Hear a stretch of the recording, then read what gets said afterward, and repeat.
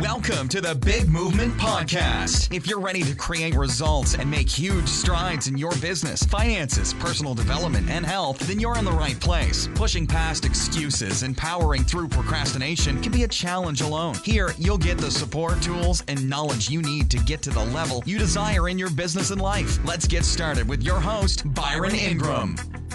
And welcome to another episode of the Big Movement Podcast. Today we are diving into the first of 6 phases of the marketing hierarchy. And today it is the identification phase, which is the very first phase of marketing every entrepreneur must go through, because it comes down to something simple.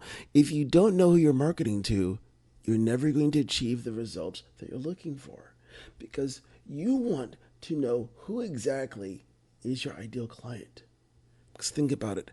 If you don't know who this person is, it is very easy to have the world's best marketing message be received by the wrong audience. And that will result in horrific results for your business. And you don't want that. You want to know that you're putting your message in front of the right people, because you're going to be investing dollars in advertising, and you want to make sure that they are generating you the best possible results. So why would you want to have it go to anybody and everybody? So here's what it comes down to. When you know how to market to the right person, you're able to convert them from a prospect into a client. So think about this. How many times have you seen an ad, either online or offline, that didn't relate to you, and you were wondering, what in the world? Why am I seeing this? It happens all the time because people don't take the time to understand how things work. As an example, I want you to think about things that you do, like normal buying patterns, and how far you'll go to it, like gym memberships. Where do you work out at? Most of the time, it's within a few mile radius of wherever you live at. Yet, how many times have you seen an ad that was outside of it? I've seen ads advertising car washes where I live at here in the Dallas-Fort Worth area that are on the other side of town. I know that I like to keep my car clean, but I'm not going to drive to the other side of town to wash my car, when there are other ones that are right within a mile of where I live at. So this is where it's important to understand who your ideal client is. And it begins with demographics. And you start with this because it affects so many different components of the advertising process. So what's demographics? Your demographics are things such as your age, your location, marital status, etc. So we're going to use the Axe body spray as an example through the rest of this episode, so we can really convey the importance of understanding the identification segment here. So obviously the target for their spray, it's young men, guys, teenagers, guys in their early 20s. That's their target market. So if you look at their commercials, what are you going to see? You're going to see young men depicted in the ads, attracting, young women. They're conveying the idea that if you utilize their product, you'll be successful in attracting the woman you desire. Think about that for a moment. You see they're going, yeah, I want that. It's the same thing you've seen in other ads, like, oh, that's so awesome. And it makes you feel that if you do this, you're going to have success too. But let's think about it from another perspective. How well do you think those same ads would work if the man depicted in the ad was in his 50s and there's a young woman? It would change the meaning of the entire campaign, and you can just let your mind wander where that would go to. So for them selling to young men, not so much. They're probably thinking, oh, my dad's wearing that? I'm not going to use that. So this is why demographics is so important. And we have to begin with this to ensure the rest of the factors in this identification phase are in alignment with our objectives. So the next component in this process is understanding psychographics. When you can understand how people think, you can influence how they buy. I want you to think about that for a moment. People buy based on how they feel. When you can influence someone's opinion, their thought process about something, you can ultimately change the outcome, which is why this is important.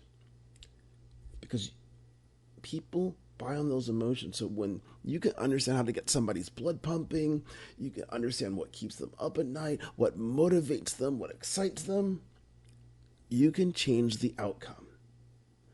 Because when you do this, anything is possible.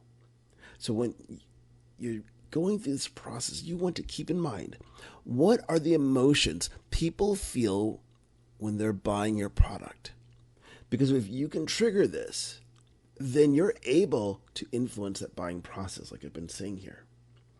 And it's your responsibility to do that, because if you convey the wrong emotions, they're not going to do it. So using the axe example, if you made them feel sad, like, oh no, this is bad, blah, blah, blah, they're not going to buy it. Because if someone is feeling sad and you want them to feel good when they're going to buy your product so they can attract women, it's the wrong emotions, mixed emotions. So you need to make sure those are in alignment. So to continue with this thing, think about it. They're making the impression, they're conveying this emotion that they're going to feel good because, they're going to have this awesome smell. They're going to walk up to this woman with swagger and she's going to be like, oh my gosh, yay, and really jump all over the guy. That is the emotion they're conveying. So that young man out there is going to think, I want that same feeling. I'm going to buy this stuff. This is what happens and why you must understand psychographics as much as possible. And this is diving in just that surface level. You want to go in deep. You want to know what type of movies people watch, what type of music people listen to, everything. Because we look at things and then it triggers an emotion. I want you to think about something here. What was your favorite song, let's say in high school?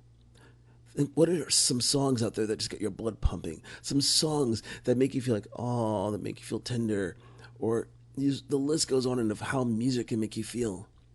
Think about that with your ideal audience. If you use the right type of music, and let's say you want to sell something that's adrenaline pumping, and you know everything about your ideal client, you can leverage that and they're jumping like, yes, I want that. But then if you use something kind of mellow, they're not going to be as interested. This is why it's so important to understand psychographics. Now, depending on the business model that you're utilizing, of who you're serving, you might want to also consider personalities. And here is why.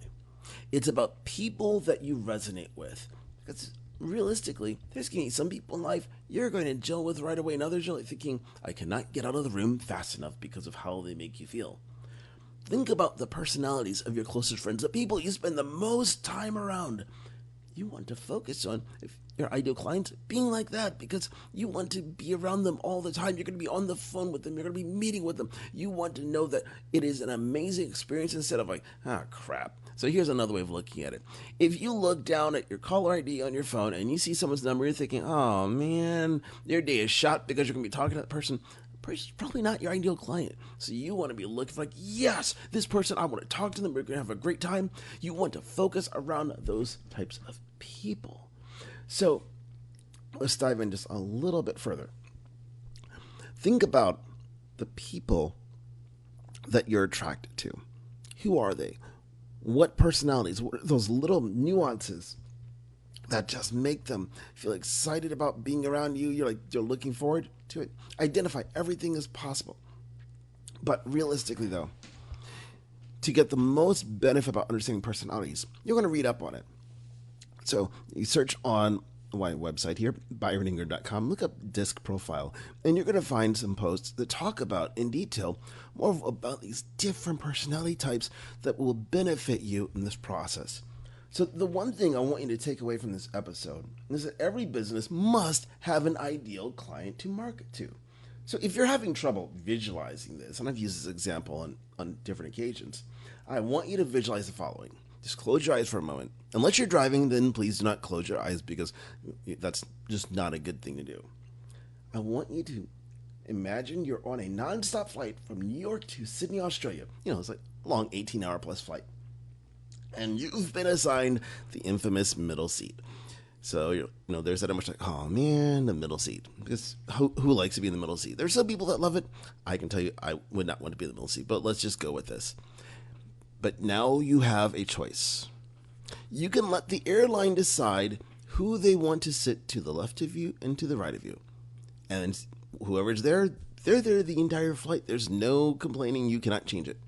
Or you can tell the airline the exact individual that you want to be there. What are their personalities? What do they like? What do they do? Everything. Which one would you choose? Would you let it be up to fate and have whoever sit there, or would you decide you want these people sitting next to you? Hopefully it's the second one, because that is what you want to be doing in your business. You want to be as detailed as possible in terms of attracting people to you, because when you do that, your messages resonate. You're able to increase your profits because people are resonating with you versus there being some type of clash where they're not getting it. So I want you to focus on doing that in your business, because the more you do that, the more you're going to achieve success. So begin with this process here of identifying who your ideal client is. And I want you to tune in next week, because we're going to dive into the awareness phase. How do you begin appearing on your ideal client's horizon so they go, hey, who is this person? I want to know more. So make sure that you subscribe to the Big Movement Podcast. So stay tuned for this episode, because that's going to really be powerful to help you get your message out there to the masses. Thanks for listening to the Big Movement Podcast today. And be sure to subscribe so you don't miss an episode. Now that you've surely been inspired to take your entrepreneurial career and business to the next level, you can stop by the website and get more. And if you're ready to boost your business brand, be sure to grab your free report, 7 Easy Steps to Build Your Brand Today.